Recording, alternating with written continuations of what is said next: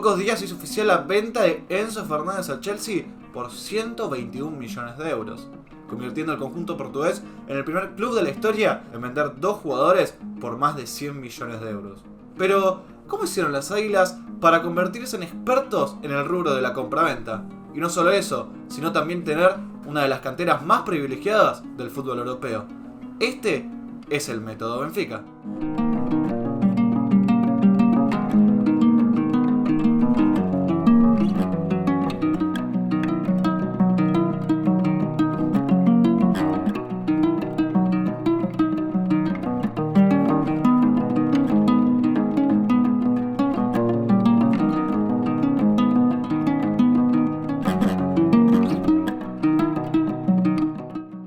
Aunque pareciera que el trabajo de scouting del Benfica sea reciente, este se inició a partir de los 2000, pero tuvo sus frutos en la temporada 2009-2010. Seguramente te estés preguntando cómo hace el Benfica para ser tan efectivo y sacar tantas ganancias con este método. Bueno, la razón es más simple de lo que parece. El trabajo de scouting del Benfica está ubicado en mercados donde el precio es muy bajo y donde la competitividad es menor. Como por ejemplo es el continente sudamericano, porque países como Argentina y Brasil son gran exportadores de jugadores hacia el viejo continente. Hablando del viejo continente, también el trabajo de scouting de las Águilas está ubicado en países donde el fútbol no es tan reconocido, como por ejemplo los que están alrededor del mar Báltico. Ya hemos visto el trabajo que hace a nivel internacional el Benfica con el tema del scouting, pero no se queda ahí, porque a nivel local también son de los mejores. Y eso que compiten con 2 potencias como lo son el Porto y el Sporting. Pero hay algo que diferencia a las Águilas de estos 2 clubes. Por algo, el Benfica tiene una de las mejores canteras del mundo. Esto se debe a que tiene 4 pilares que ayudan a potenciar a sus juveniles a llegar a niveles altísimos a nivel profesional. Pedro Márquez, quien es el director general de las divisiones inferiores del Benfica, cuenta que desde el primer momento en el club hasta su llegada al fútbol profesional tiene que haber 4 pasos, 4 pilares para que los futbolistas rindan a un alto nivel. El primer paso, según Pedro Márquez, en los 4 pilares del desarrollo juvenil es el del scouting, la exploración y el reclutamiento de jugadores, porque la idea del club portugués es pasar de tener buenos jugadores en su academia a tener excelentes jugadores. Además, hay una inversión a largo plazo de un posible titular en el primer equipo de las Águilas. El paso 2 y el paso número 3 apuntan hacia el mismo lado. El pilar número 2 trata sobre la metodología de trabajo de los juveniles, porque todo aquel que ingrese a las divisiones inferiores del club portugués tendrá un plan de desarrollo individual. Esto para poder maximizar el potencial de los jugadores en su etapa de crecimiento. El tercer pilar es la competencia. Esto se utiliza como herramienta de desarrollo y además para empezar la etapa de transición al profesionalismo. El último pilar trata sobre las oportunidades, porque el Benfica puede tener el mejor reclutamiento del mundo, el mejor plan de desarrollo para sus juveniles, pero si no reciben oportunidades en el primer equipo, toda esa inversión y esfuerzo que hicieron en su etapa de crecimiento fue en vano. Es por eso que un club como las Águilas se fija tanto en poner a sus juveniles en el primer equipo. Ya hemos visto cómo trabaja el Benfica a nivel internacional con el tema del scouting, cómo trabaja a nivel local con el tema de su cantera, pero ahora veamos algunas ventas históricas. Y arranquemos por la última década, por donde todo comenzó, la temporada 2009-2010. El primer nombre del que vamos a hablar es de Ramírez. El mediocampista brasilero fue comprado desde Cruzeiro por la cantidad de 7,5 millones de euros y fue traspasado una temporada después al Chelsea por 22 millones de euros.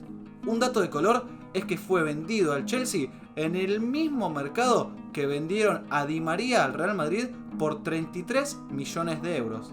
El segundo nombre, y seguramente el más conocido, sea el de Jan Oblak.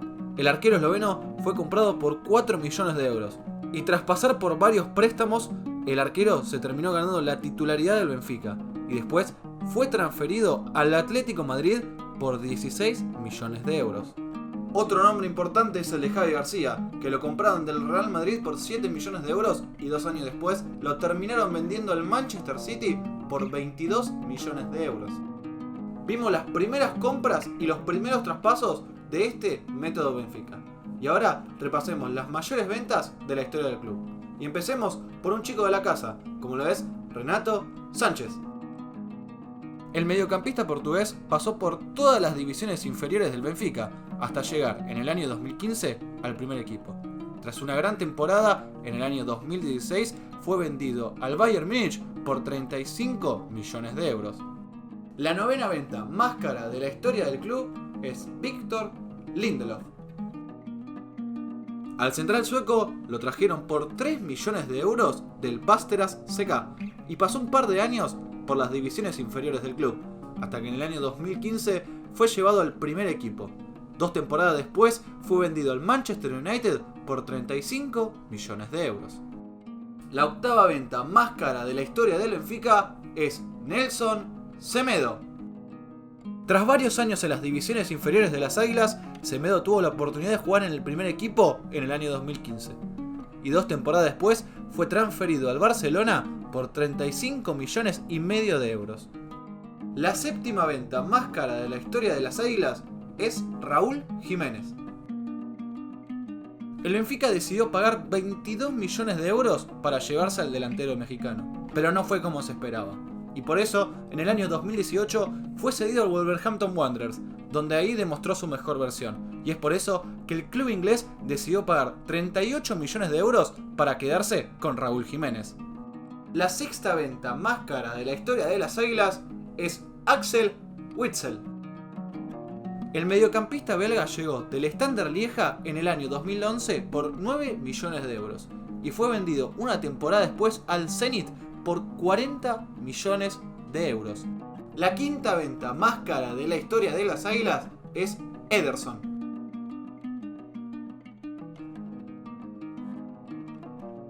En el año 2010, el arquero brasilero decidió unirse a las divisiones inferiores del Benfica, pero al terminar la temporada, el club portugués decidió que se vaya libre.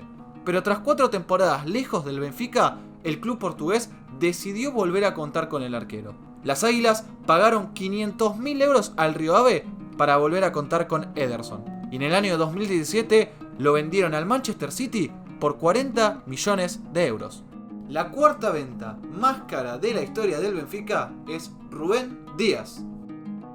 El central portugués pasó por todas las divisiones inferiores del Benfica, hasta llegar en el año 2017 al primer equipo. Estuvo 3 temporadas, donde además fue el capitán del club. En el año 2020 fue traspasado al Manchester City por 70 millones de euros. Y entramos en el top 3 de ventas más caras en la historia del Benfica. La tercera es Darwin Núñez. El delantero uruguayo llegó procedente del Almería por 34 millones de euros, convirtiéndose así en la compra más cara de la historia del club. Y Darwin lo devolvió con goles. En la temporada pasada, la 21-22, anotó 26 goles en 28 partidos, convirtiéndose en el máximo goleador de la liga portuguesa. Y en ese mercado del 2022, el Liverpool lo compró por 80 millones de euros. Y vamos con la segunda venta más cara de la historia del Benfica, y es el jugador del que estábamos hablando al principio del video.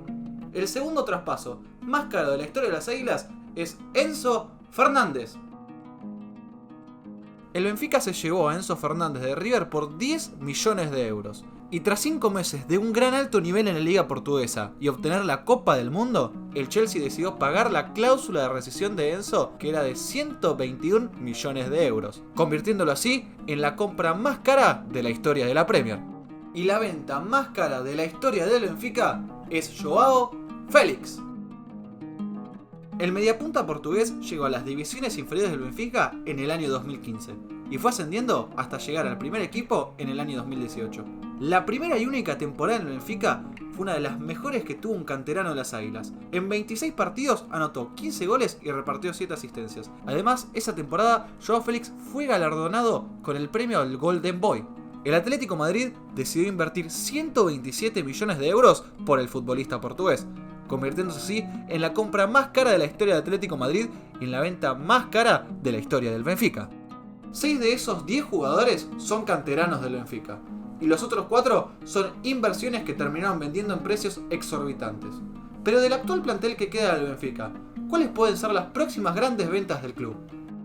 Uno de los nombres que más se van a escuchar en este próximo tiempo es el de Goncalo Ramos. El delantero de 21 años está teniendo una gran temporada con las Águilas, a eso sumar del gran mundial que hizo con Portugal. Ya tuvo varios sondeos de grandes clubes en Europa, pero el portugués decidió quedarse con el Benfica.